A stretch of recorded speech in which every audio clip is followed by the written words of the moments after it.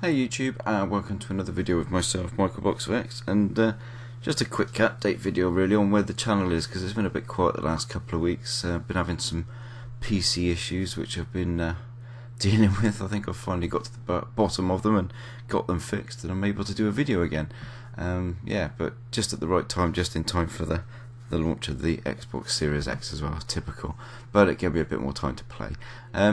But before I go into, just going into an update, and my cockatiel is twerping away. I've had to move him into the den with me, and he's decided he's going to chirp out. Be quiet. Thank you. Anyway, where was I before I was rudely interrupted? Yeah, before I start today's video, anyway, I just want to wish my two nephews a happy birthday. That's them in the game. Actually, the footage that I'm using today is from a game of Minecraft that I had them a couple of weeks ago. So yeah, big happy birthday to Tristan and Dylan, and hopefully we can get some more games on again soon and play a bit more Minecraft or Fortnite. Yes, I'll install Fortnite and I'll have a go with you. Anyway, so yeah, just a basic sort of update on the channel really. I mean, as I said, I've not been able to do any videos for a couple of weeks because of an issue with my PC, which wasn't the best during the launch of the Series X. There was loads of things I wanted to talk about, but lots of things happening. But yeah, I mean, what a fantastic console. I mean, I'm sure all of you out there that have been lucky enough to get your hands on one will agree that it's a fantastic console. And yes, we are sort of lacking a little bit on the software, or new software anyway, at least. Personally, I've been playing a lot of Valhalla, but with Cyberpunk 2077 now being delayed again, that was my next game after Valhalla, so there's a bit of a gap. So I'm hoping that we get some more games dropping pretty soon. A little bit disappointed with the Cyberpunk 2077 as well, when I was expecting the Series X update to be coming out at the same time, but we're now being told sort of next year. So I've cancelled my pre-order for that game for now, because I'm not going to start playing it on the Series X without any of the Series X extras, if you know what I mean. The graphical fidelity. What's the point of playing it so much and then waiting for the update and then probably finishing it before the update drops? So I'll concentrate more on Valhalla and finish more things on that. And I've been enjoying the Halo Master Chief Collection as well. The upgrade for that is fantastic. So yeah, I'm really enjoying playing more of that. And although not really graphically it's not graphically sort of superior to anything that's out now, I've been really enjoying the new Tetris game as well, which is on the Series X, which you can get from Game Pass. That's a really good game, but yeah, if you've got any kind of photosensitive sort of epilepsy or anything like that, do not play that game, because it's like a night out at a rave. It's pretty bright and pretty flashy, so you'll certainly know that you've been playing that game for a while. It's yeah, you need sunglasses, especially if you've got a really good HDR TV. As I said, I've been playing a lot of Valhalla. I've got about 50 hours of game time on that now. Really impressed with that game. It did have quite a bit of screen tear. I was getting screen tear on that game, but there seems to be an update or something's happened that stopped that from happening. So they've obviously patched it, and my Xbox is set to auto update anyway, so I wouldn't see the patches as they drop. But they've obviously done something, because it's not doing that anymore. But such a fantastic game. It's probably the best Assassin's Creed I've played for some time, and I know a lot of people liked Odyssey. I did like Odyssey, but it just seemed to me that you just seem to be doing a lot of sort of menial missions, side missions all the time, and there wasn't any story that I found anyway that really gripped me. I didn't find the story very gripping at all. But Valhalla's been very different in that respect. The story's really gripped me, and it's wanted me to keep going back to it and play more. So yeah, I'm really enjoying Valhalla.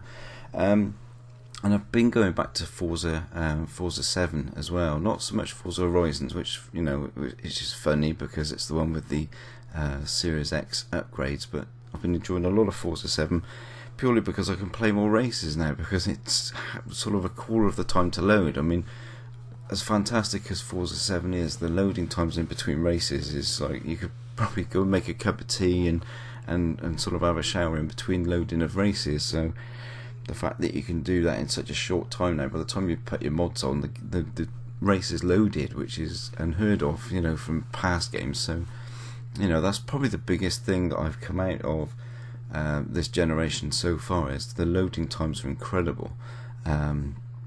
You know, it's, as opposed to sitting around waiting for games to load, now you're sort of in it. I mean, the Division 2 is just so fast at loading now.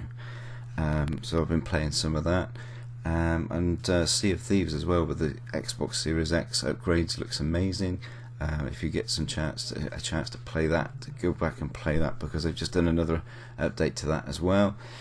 You know, everything that we've got to play is fantastic, and as I said, the only thing we really need now is, you know, we need some of those big sort of next gen titles to start dropping, and I can't wait to see what Microsoft have got in store for us next year, because we've got all of these new sort of developers, and we don't know what they're working on yet apart from Fable, and Fable's going to be incredible, absolutely incredible. I cannot wait for that game. And of course the announced Mass Effect as well, the remaster of the trilogy for Mass Effect I'm really looking forward to, which, you know, hopefully they'll utilise the Series X sort of GPU and the power of that system, and make it even better than, you know, it was even planned to be. So fingers crossed that's where we will be sort of next year, and more exclusives being announced and dropping on the system. So yeah, I think this gen's on to a great start, and if this is the road on which we're on and this is where we're heading, I think this is probably going to be the best generation of Xbox we've ever had. And the 360 was good in my opinion, but I think we're on for we're on to a fantastic generation of console. And you know, if you can get hold of a console, you know, if people are telling you not to bother at the moment, no, don't listen to them. Do so. Get hold of one if you can.